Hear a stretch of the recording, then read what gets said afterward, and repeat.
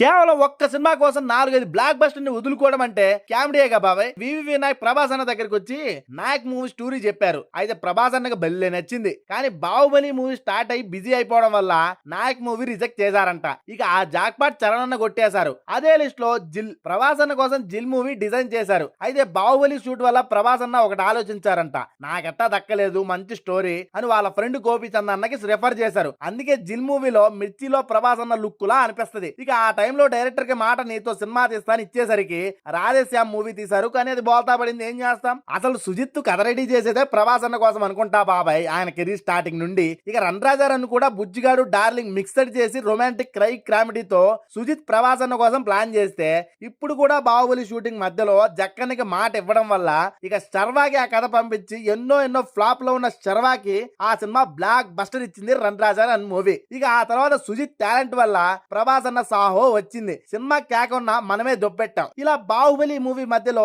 Top సినిమాలే కాదు, look బయట పడుతుందని జక్కన్న బయటికి కూడా ఎలనిచ్చేవారు కాదంట. ఒక ఇంటర్వ్యూలో జక్కన్నే చెప్పారులే,